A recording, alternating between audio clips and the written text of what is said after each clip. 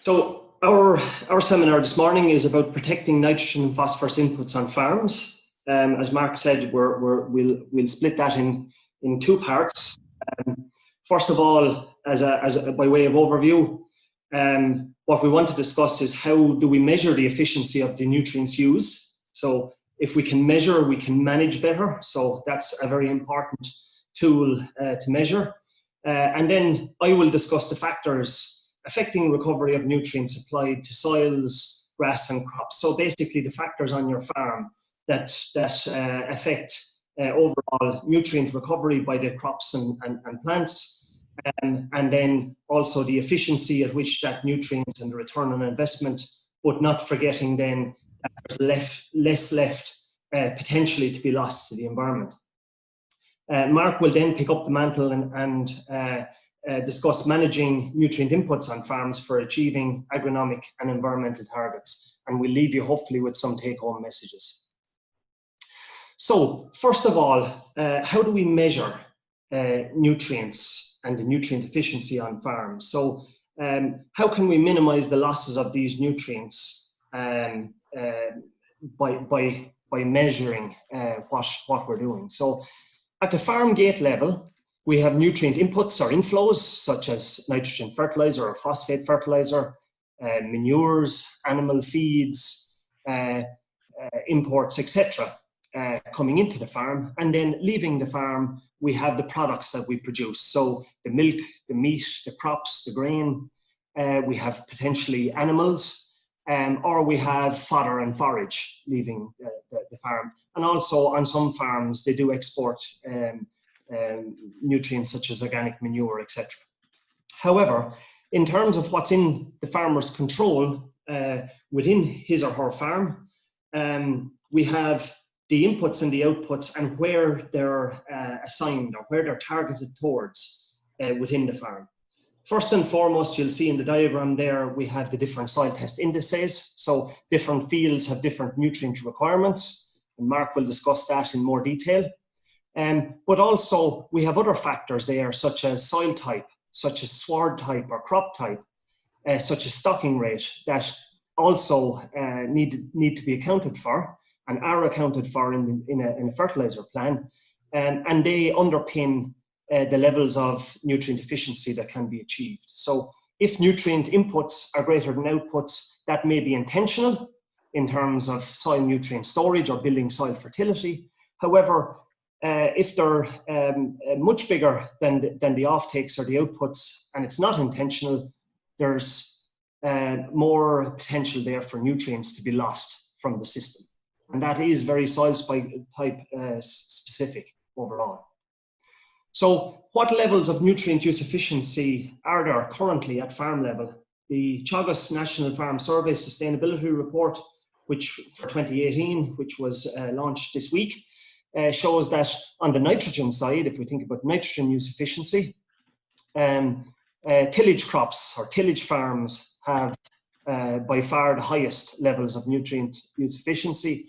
And then the grassland systems which are grazed, where some of the nutrients can't be managed because they're excreted onto the paddock or onto the field, have lower levels of nitrogen use efficiency. And similarly for phosphorus there, you can see all farms are reaching a relatively high level of nutrient use efficiency, and this doesn't account for buildup of nutrients, so the retention of nutrients such as phosphorus in the soil for soil fertility buildup. And you can see there, all farms are reaching approximately at least 50% nutrient use efficiency. Again, I must put a caution around that, not accounting for buildup where you're not hoping to recover that nutrient, but rather build the soil fertility. So if we think then, what can farmers do? What can farm advisors help with in terms of accounting for differences within farms? One area there is soils. The soil type on the farm has a big role to play here in terms of the levels of efficiency and then the type of management of nutrients that should be taken throughout the season. And one soil certainly does not fit all in this respect. If we think about the soil information system, the Irish Soil Information System, there's a lot of information there about the different soils within your area, within your region, and knowledge of these parameters and these soils can help improve the management on farms. And the advisory service has this information and is happy to discuss this information with you as a client. However, when we look at this, there's many soils in Ireland. There's over 100 different variants of soil type, while they can be categorized in larger groups together. We've come up with the concept of your light soils, which are freely drained, more brown earth type soils, your heavier soils, which are more poorly drained and more clay soils, and then peat soils. And this concept works quite well at farm level in terms of nutrient management. So here I'm starting off with the light soil. It's freely drained. And what are the things that we need to think about in terms of nutrient efficiency, nutrient management on these soils? These soils, their nutrient retention depends on their texture. So more sandy textured won't hold as many nutrients as more loamy textured soils.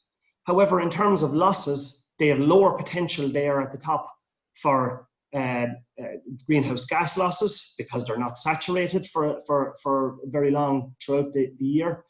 They have low nutrient runoff potential because the water can drain through them.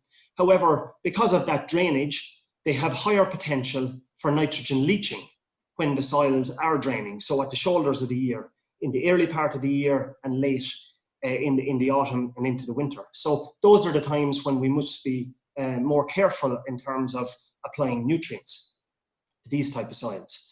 If we think about the heavy soils, a very different scenario. These have high potential there for nutrient retention, especially in their clay-rich layer, that layer that's impeding the water from moving through. So if we can get the nutrients down to that layer, it can store a lot of nutrients. However, if you're thinking about these soils from an agronomic standpoint, it takes longer to build up the soil test levels in these soils. In terms of nutrient losses, there is potential there for high greenhouse gas losses, especially in the wet spring, because these soils are saturated or waterlogged. And if we apply nutrients to them, they potentially, especially nitrogen, it can potentially be converted into a greenhouse gas nitrous oxide. They also have potential or higher potential there for P loss in overland flow, because as they're not draining freely, the water tends to move off the surface. However, in terms of leaching, they have much lower potential than the light soil. And then finally, the peat soil, which is a very different type of soil overall. It has very low nutrient retention. And the reason that it has low nutrient retention is it has low or little mineral matter. And this is the matter that those nutrients, the phosphorus or the potassium or whatever nutrient you want, binds to in the soil, and it holds it there waiting for the crop to extract it again. So these soils, these peat soils, they're full of organic matter. They don't hold on to the nutrients the same as mineral soils, and hence we need to think about these differently in terms of how we supply nutrients for crop production or grass production over the season. And it should be a little and often approach here. So apply what you need for the next period and then apply a little bit more as you move through the season.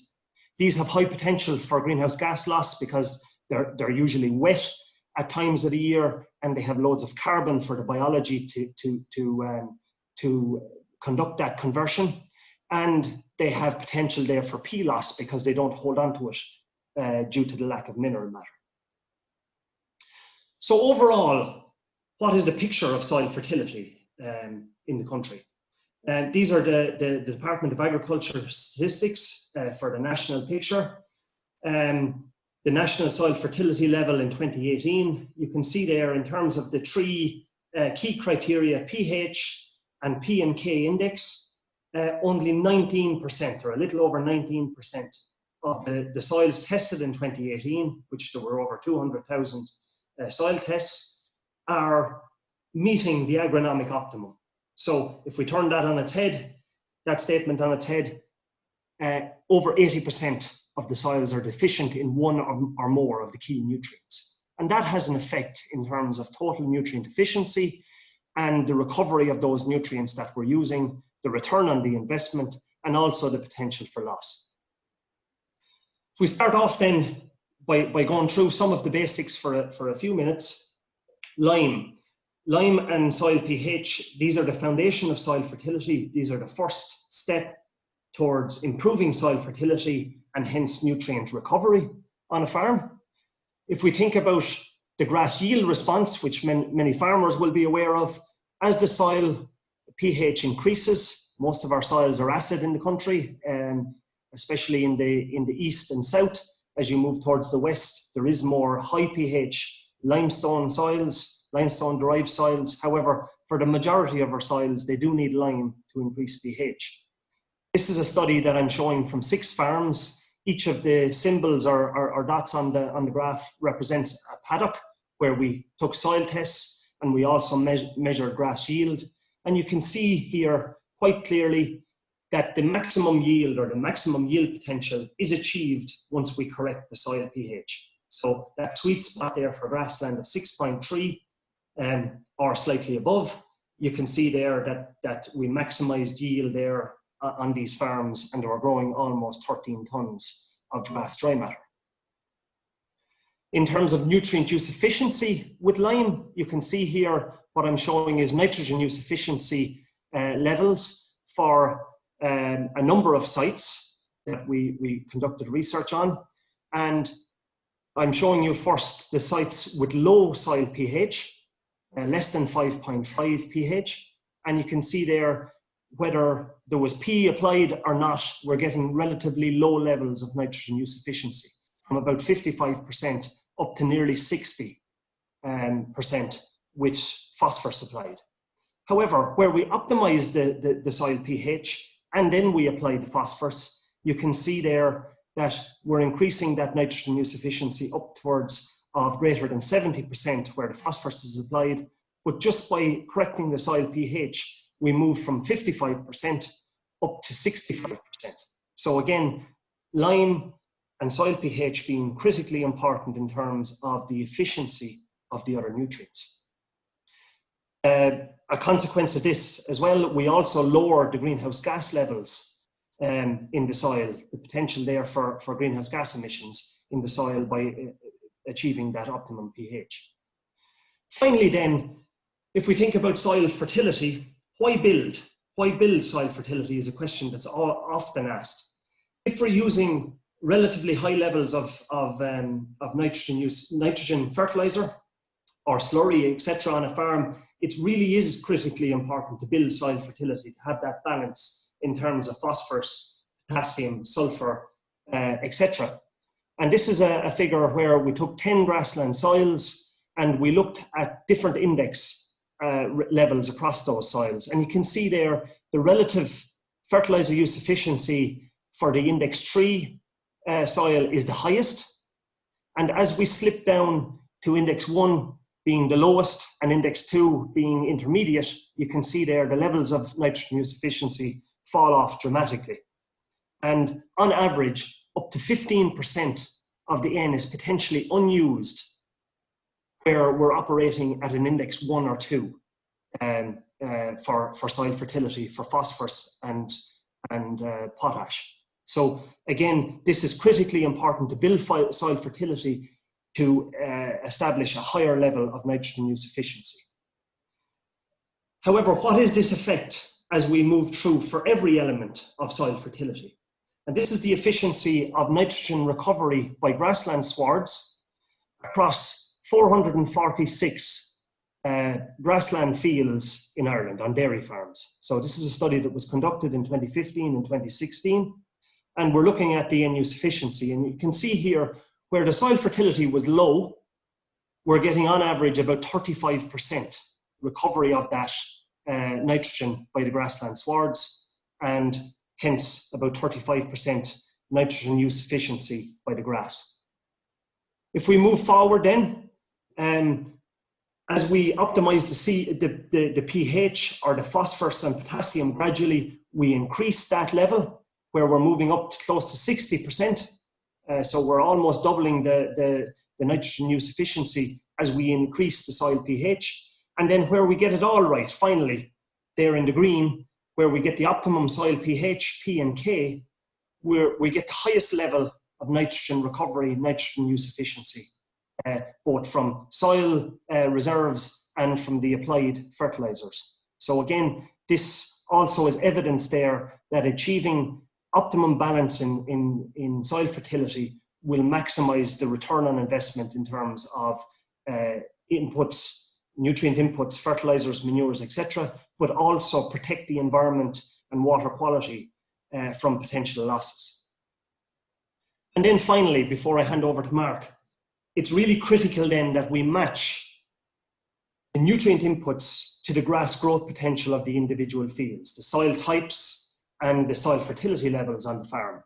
This can be done in a fertilizer plan. And what I'm showing here is a well-drained soil and the grass growth curve versus a poorly drained. And the first thing that you'll notice there is the difference in spring. The well-drained soil is increasing grass growth much earlier than the poorly drained soil, and hence we need to come up with a different fertilizer program for these two soils, especially in that spring period, which is more risky in terms of nutrient loss. And then we can break the season down into 4 equal parts before we hit the close period again on the 15th of September for fertilizers. And at this point now, I'll hand over to Mark to discuss the soil fertility aspects and planning aspects of getting it all correct on the farm. Okay, David, thank you very much for that. Excellent presentation, really underlining the close relationship between N, P, K, and of course lime as well. Mark, you're sharing your screen there now. That's great. If you could go back to your first slide, and yeah, that's great. Fantastic. Okay, we'll hand over to Mark then, and Mark, you're going to focus on the practical aspects of nutrient efficiency or driving nutrient efficiency at a farm level. So over to you, Mark. Okay, thank you, Mark. Good morning, everybody. And yes, I'm going to focus on, I suppose, the practical aspects, and I suppose build on what David has spoke about, and I suppose bring it to life, or in terms of how can we adopt it at farm level.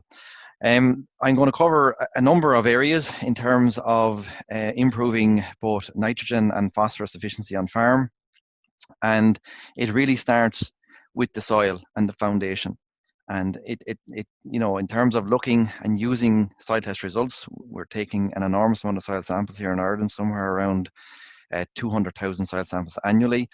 And again, it gives us a measure of the fertility on the fields on our farm. And you can see we have made good progress over the last number of years. We have, you know, approximately 20% of our soils optimum for PK and lime, but there is, I suppose, a lot of improvement there from getting the basics right, as David has spoke about, and David has showed the efficiencies in getting those basics right in terms of combination. I think also about soil tests as well, they show us the response to nutrients. So if we correct soil pH, you know, we can see how did our soil respond on our farm? What was the improvement? Also, if we address, say, P and K, you know, how has our soils responded to the application of that P and K? And I suppose most importantly as well, we can monitor fertility changes over time. So how is our fertility improving? You know, are we seeing a quick response, or is it taking more time? And more importantly, we can actually respond to the indexes. You know, have we a lot of index 1s or have we a lot of index 4s? And we can take the appropriate action there in terms of managing, especially, you know, phosphorus and potassium on those soils in terms of driving nitrogen efficiency. The second key area that, again, you know, is very, very important, and David has highlighted as well, is soil pH and liming. Again, we have made good progress here in Ireland, you know, especially in the last 4 or 5 years, where we have seen very good improvements in soil pH, but we have to continue to spread more lime and, you know, spread lime on a continuous basis there, you know, based on soil test results. And there's big benefits there. I suppose the first one is nitrogen. You know, Irish soils, they contain a lot of organic matter, and by keeping the pH in that sweet spot, or that optimum zone, as David has shown there, a pH of 6.3 on mineral soils, we can release up to 70 kilograms of N per hectare per year. And this is a major saving, you know, in terms of reducing our chemical fertilizer bill on Irish farms, and, you know, utilizing that soil nitrogen that's there. You know, fields will be greener and they will grow more grass. I suppose the other big area, folks, is soil phosphorus.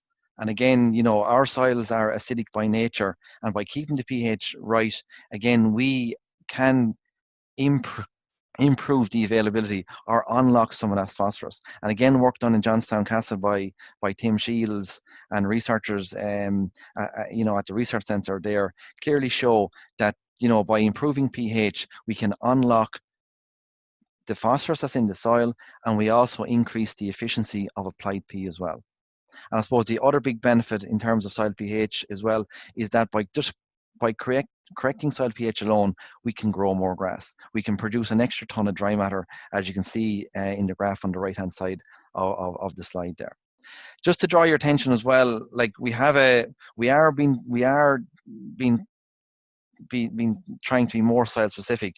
Like at the minute, we have an average figure to increase soil P by a part per million. It takes about 50 kilograms of P per hectare. So if we're to move an index by applying bag P fertilizer, it'll take approximately 150 kilos to move an index. And that costs a lot of money. We're talking somewhere in the region of about 300 euros per hectare.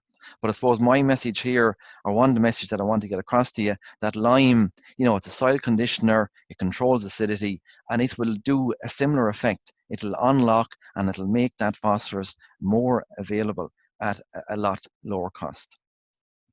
The third point is the whole area of fertilizer planning.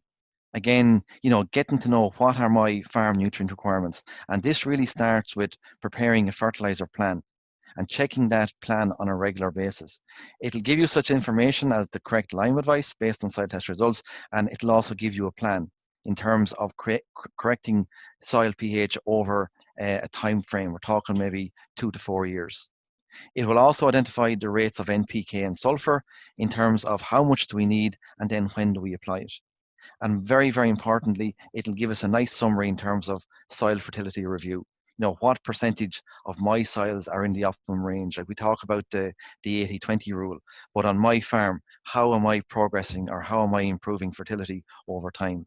There's also some aspects in terms of mapping, soil fertility mapping, lime maps, fertilizer maps, and what it does for us as well is that it meets cross-compliance requirements. It pulls everything together from a regulatory point of view as well as giving, you know, on-farm field-specific advice by soil type.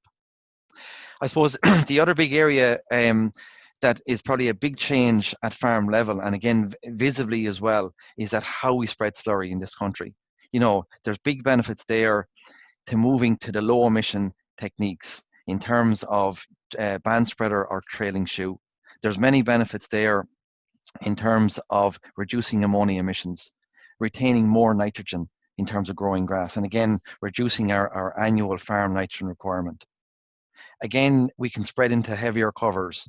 You know, we can pick, you know, better soil conditions, you know, in terms of using that slurry efficiently. And also farmers tell me as well that, you know, after first cut silage, there's a better recovery in the sward. And that's down to basically better nutrient retention, and especially retention of that nitrogen. Like if we take a cubic meter of cattle slurry by low emission, we're looking at retaining 1 kilo of N per cubic meter. Another very, very important aspect as well is timing of application. And again, we're looking at moving more slurry application into the springtime of the year, where we have better conditions in terms of recovering and retaining more of that nitrogen for growing grass during the growing season. I suppose another important aspect as well is, I suppose, in terms of what's the P and K requirement, you know, for grazing ground and also for silage ground. So if we look at grazing ground, if we take dry stock and dairy farm systems, the P and K requirement is actually quite low, especially on dry stock farms. And again, it's slightly higher on a dairy farm. But I suppose the big area to focus on is where we produce our grass silage, our winter fodder annually. There's a bigger requirement there, especially in terms of potash. There's a large K requirement in those fields. And again, that's very, very important in terms of nitrogen efficiency and utilizing that nitrogen as efficiently as possible, that we supply the correct balance of nutrients for that crop. Okay, to bring it down then to maybe in terms of a fertilizer program, if I just focus on phosphorus here, again, in terms of using that phosphorus efficiently during the growing season and back to the grass growth curve, we aim to apply 50% of our phosphorus in the early part of the growing season. You're talking your second or third round of fertilizer. And again, the research would show that we split the remaining 50% in 2 or 3 applications, that would coincide with the 4th or 5th nitrogen application during the growing season. In terms of fertilizer types, okay, so again, if we're to put a fertilizer program together and if we're picking products, so again, for example, a nitrogen source, again, protected urea, that could be our source of nitrogen in terms of meeting our nitrogen requirement annually. In terms of P and K sources on the grazing ground, again, options, there's many options, but maybe just to identify some of the options here, we're looking at an 18-6-12 plus sulfur, or maybe where we're in a build-up situation, something like a 23-10-0 plus sulfur. Our silage ground then, again, cattle slurry should be the priority. Again, that's where our cattle slurry needs to go in terms of maintaining that nutrient balance on farm. And fertilizer options then in terms of balance are something like a 24-2.5-10 plus sulfur or 27-2.5-5 plus sulfur.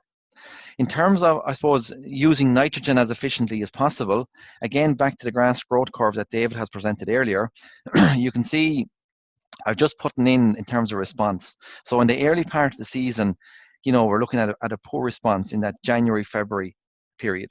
As we move in then to the peak in terms of grass production, sort of March, April, May, June, that's when we get our best response. So again, that's where we're terms in getting the best return from applied nitrogen. And then as we move into the latter part of the season, the response tends not to be as good, and a poor response then as we move into the August, September time of the year.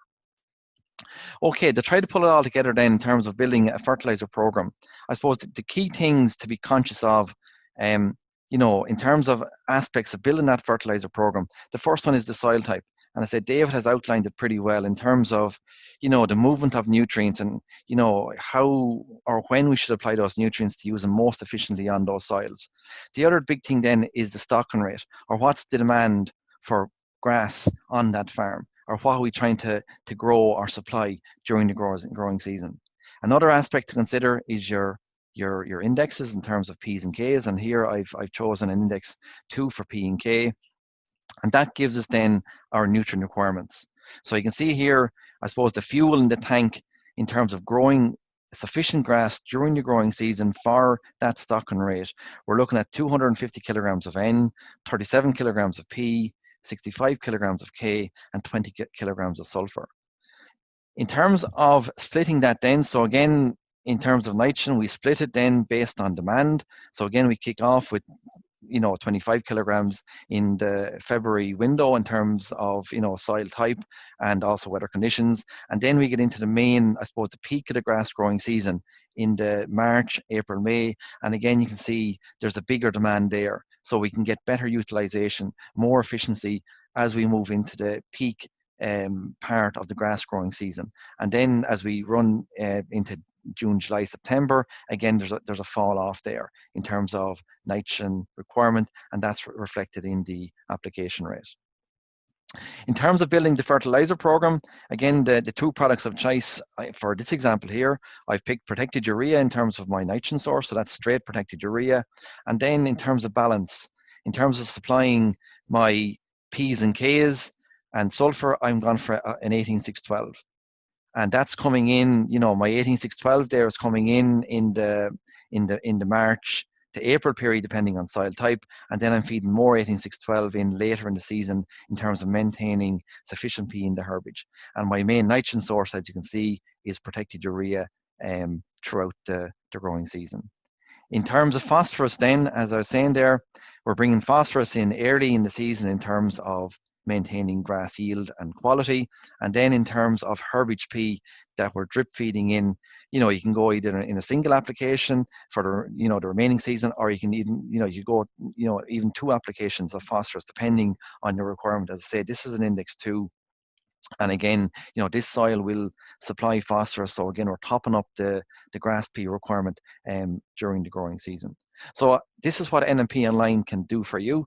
Again, it can give you specific advice by soil type, taking stocking rate into account, soil test results, and then it can split it. It can give us a sustainable fertilizer program, that we can consult on a regular basis in terms of using those nutrients as efficiently as possible. And I think balance is very, very important as well. And that's what David has demonstrated to us as well, is that to get the balance right is critical in terms of, using nutrients efficiency and matching that demand in terms of the grass crop during the growing season. So to finish up, I suppose in summary then, the key points are soil test results. We have a lot of information in terms of the soils, our pH, our lime, P's and K's, and that's critical in terms of making decisions and also planning nutrient applications during the growing season.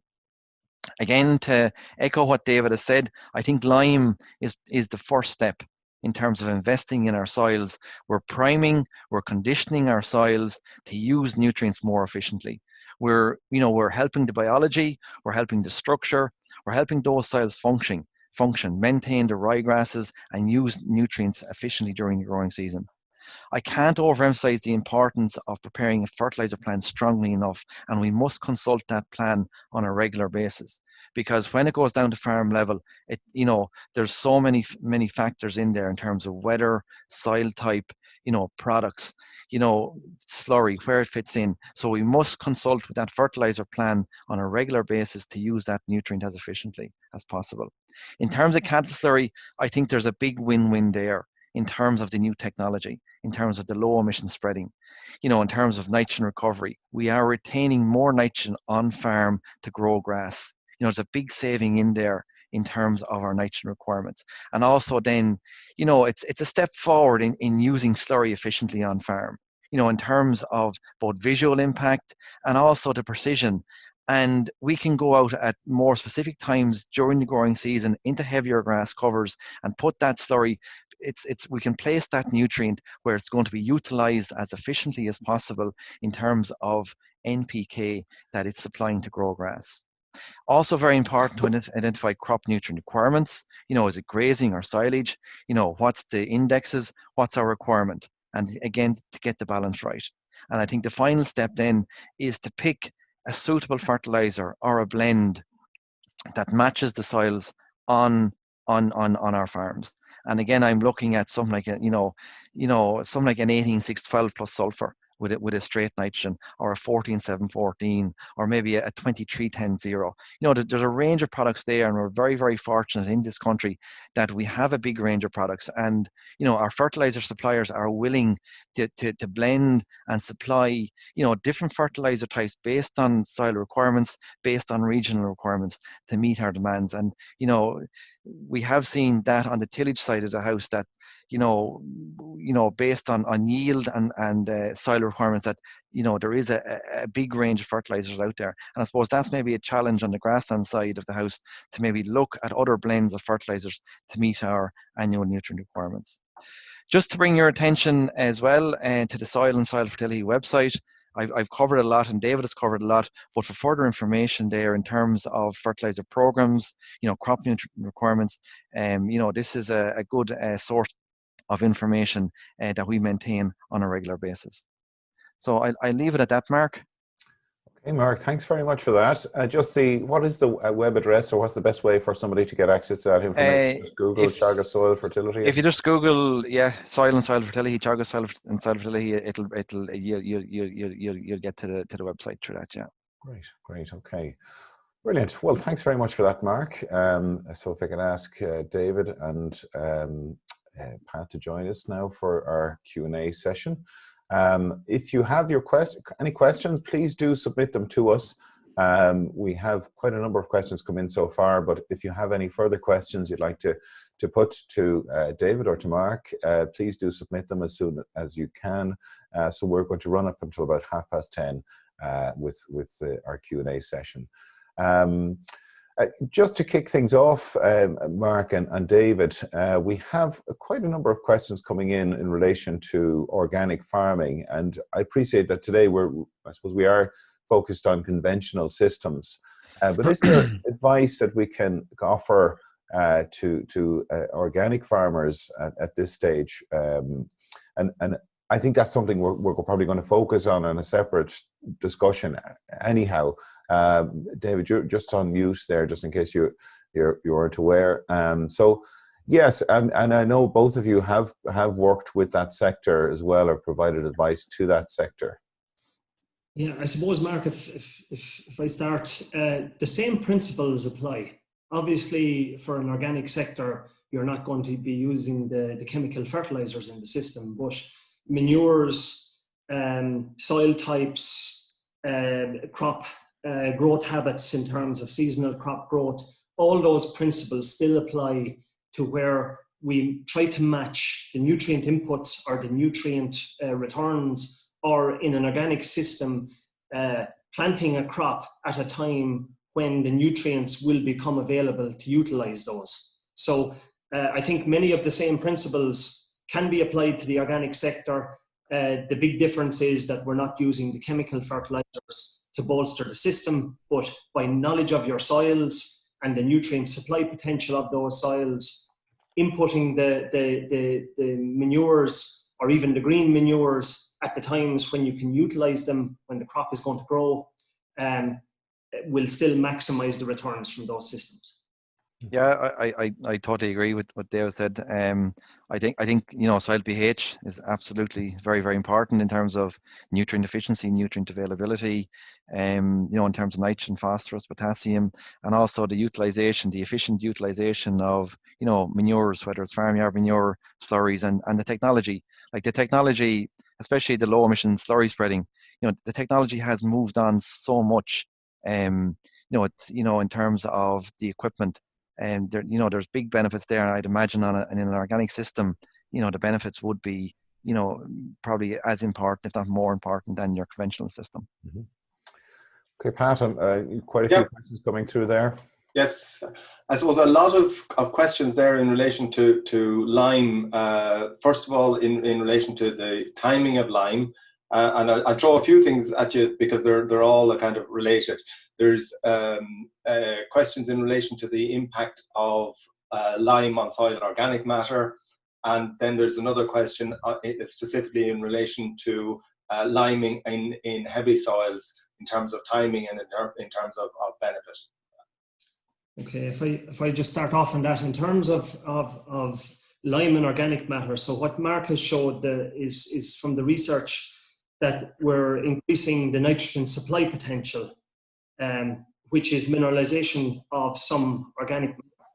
However, lime also increases the grass growth potential, and while the above ground biomass is what we look at, so the crop yield or the grass yield or whatever which we harvest or graze or whatever, correspondingly the below ground biomass, the root system, corresponds, and it will grow as well, pumping more carbon, CO2 from the atmosphere down into the soil layers where it can replenish that soil organic matter and also feed the soil biology. So the soil biology needs labile carbon to consume as its food and to be more of a healthy ecosystem.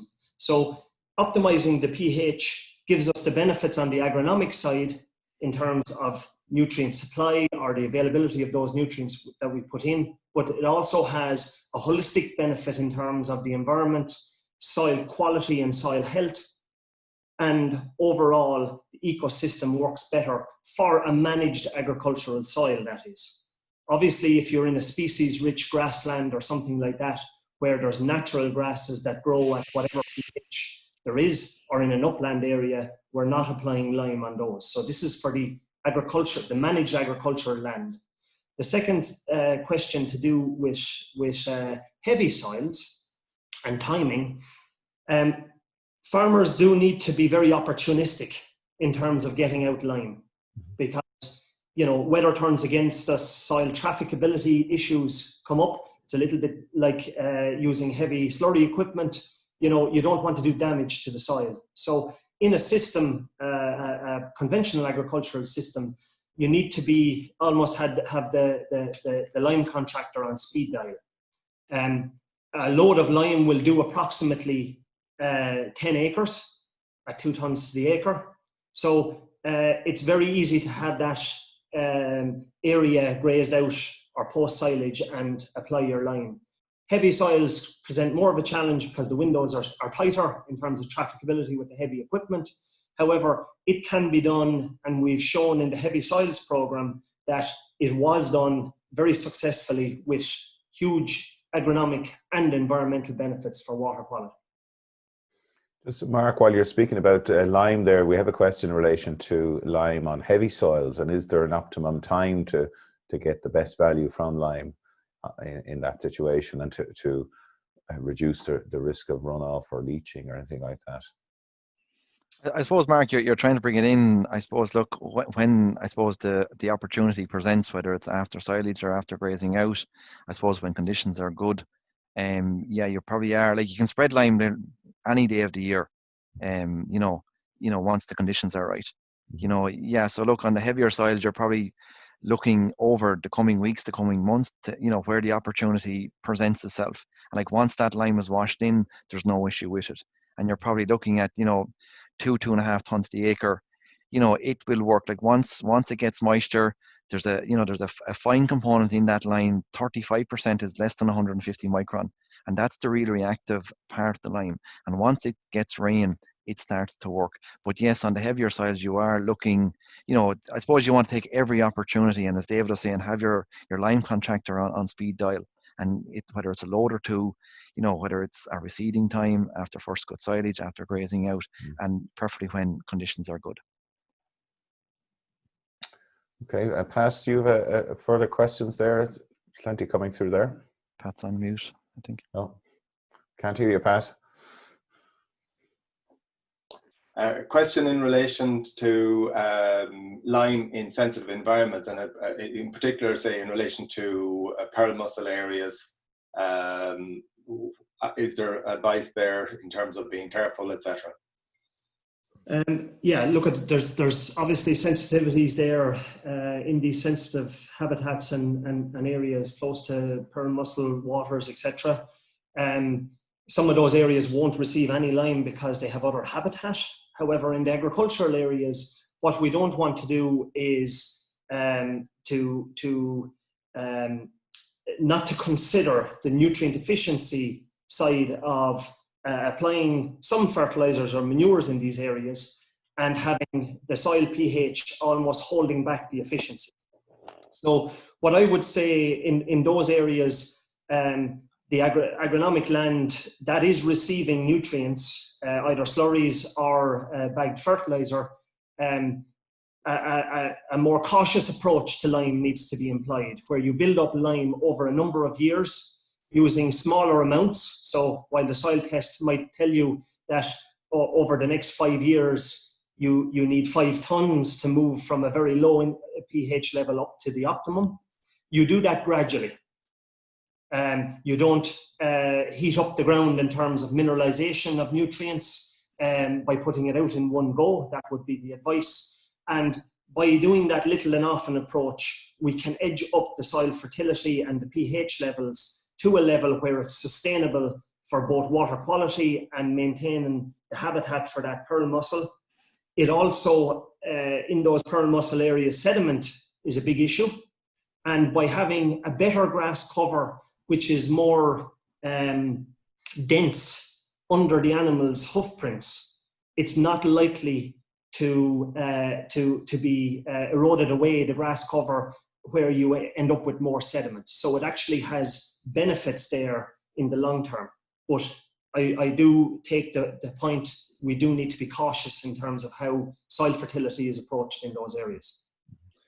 There's a number of questions about what you might describe as alternative products, in particular Grand Lime.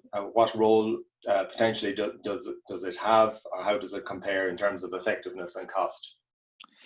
Okay, in terms of Grand Lime, I suppose it's very much a maintenance product. Like if we think of build-up, I suppose maybe if we think of soil pH build-up, we're looking at a ratio of 1:1. So if we have a lime requirement, say of a ton to the acre of ground limestone, that means we need a ton of granulated product. So from an economics point of view, if you're in a build-up situation, if you're less than a pH of 6, the product of choice is ground limestone. If you're above a pH of say 6, or if you're in a maintenance situation, the ratio is 1:3. So if you need a ton of ground limestone, you need a third of a ton, or 330 kilos of granulated product. Okay. Yeah. Yeah. So look for me, I think ground limestone is it's a one-stop shop.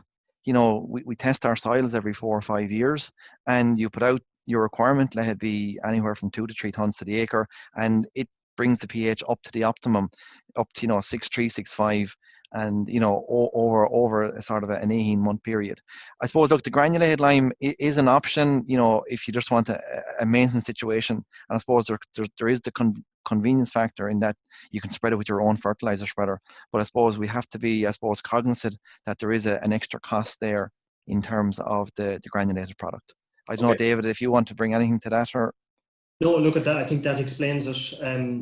There's often the misnomer that ground limestone is not as reactive.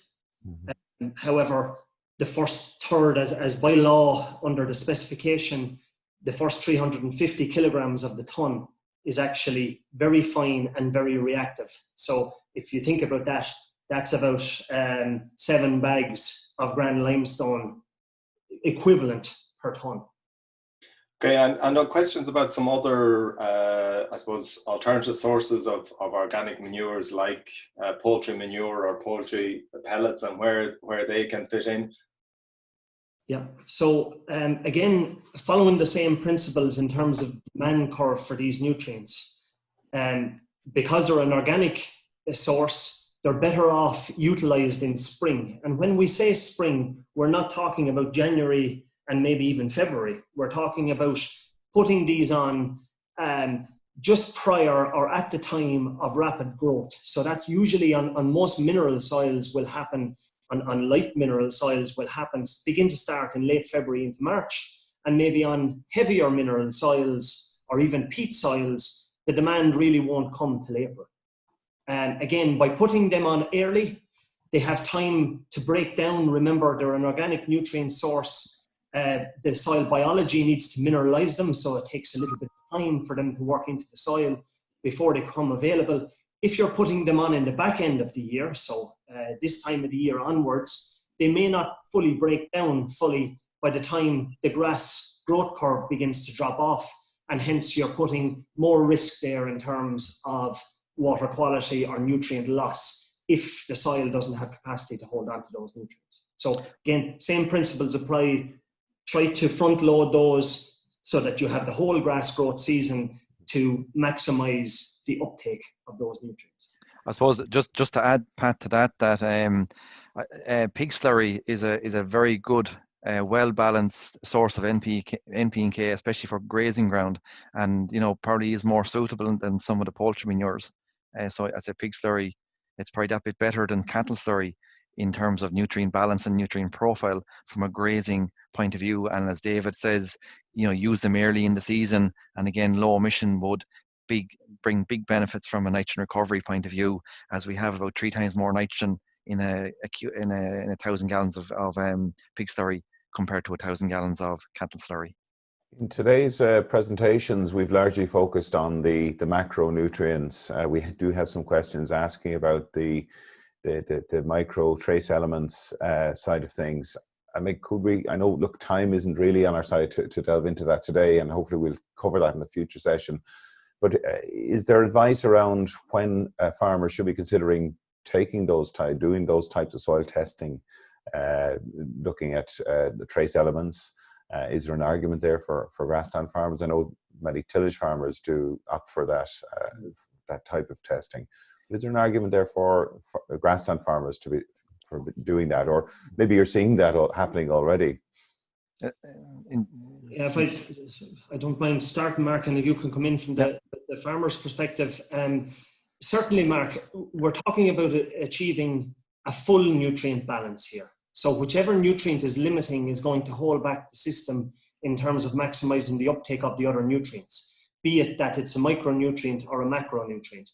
We've concentrated on the macronutrients N and P because those are the ones that are in the nitrates and water framework directives in terms of causing negative impacts when they're lost to water quality. However, potash, sulfur as the other key macronutrients, even magnesium on that, and then the trace elements.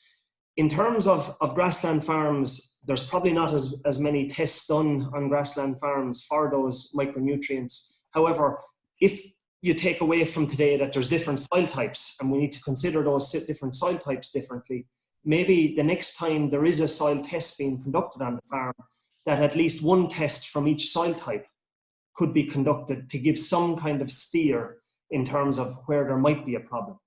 Many grassland farmers will have tested if they have a problem in terms of animal nutrition. They might go back the whole way as far as the soil to diagnose if the problem is seated there. However, this is something that is on the radar. We have research ongoing on this in this area, but the adoption in terms of grassland farms probably needs to be, there needs to be a look-see at this stage and a kind of a reconnaissance of whether those issues might be manifesting themselves in terms of holding back either production or environmental quality. Mm-hmm. Mark, do you see many grassland farmers opting for that now, or is there any? Do you notice any difference in that? Not really, Mark. We mainly tend to concentrate on our lime, our P and our K. But no, I totally agree with David. I think it's good practice that to maybe get the magnesium done. It's only a small extra cost, and the same with the trace elements. Again, I totally agree with David. Where soil types change on the farm, it's a good place to start to maybe dip in and see what's going on. To see what's going on in the soil, whether it's copper, manganese, zinc. Etc. See what's going on in conjunction with herbage analysis. Just a quick add-on to that. There's a question coming in here around the actual carbon element of soil testing. Is that something that we're seeing, or is that something that's on offer? It is on offer. We don't typically do it. It's not mandated anymore. It was for tillage farms in the past to get a soil organic matter test done. Soil organic matter and carbon, they will tell you pretty similar things. However, in terms of carbon, there's a lot more to it. So carbon is a nutrient in its own right in terms of soil biology. Mm-hmm.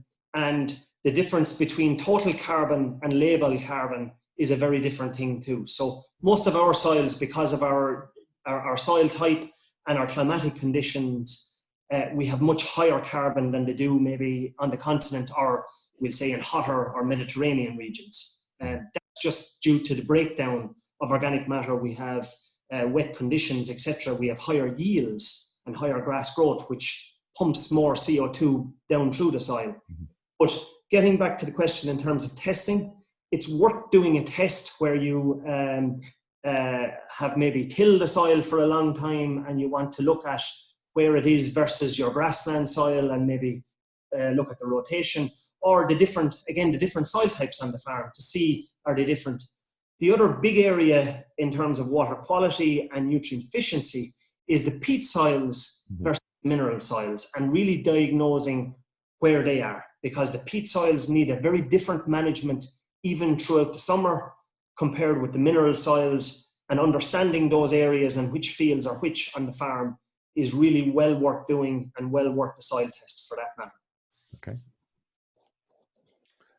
There's a number of questions about is there any issues in relation to spreading lime in terms of either grazing or application of organic manures or application of chemical fertilizers? Any do's and don'ts in relation to timing? Okay, Mark, do you want to take that one? Yeah, In relation to lime and the organic manures, again, ideally we would like to go with the, say, cattle slurry first and wait, 7 to 10 days, and that's purely from an ammonia point of view. In terms of fertilizer, again, we'd like to leave at least again a week between, lime and fertilizers. In terms of grazing, I suppose ideally, I say, pick your window, pick your opportunity. Ideally, we'd like to have the lime washed off the herbage. You know what I mean? So if you have paddocks grazed out, maybe have your lime agent teed up and go in then and apply your lime to a bare sward, ideally.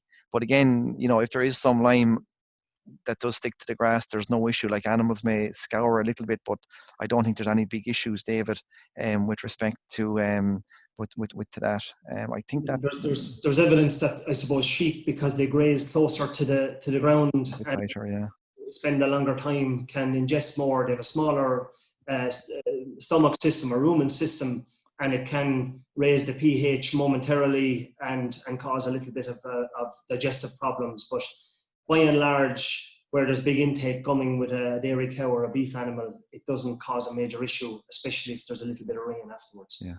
Like, I just to add to that, Pat, I think, if we can spread lime sort of in later in the season, say August, September, October, it can be a good job to get out of the way, and then it eliminates any problems come the spring, in terms of fertilizers or slurries.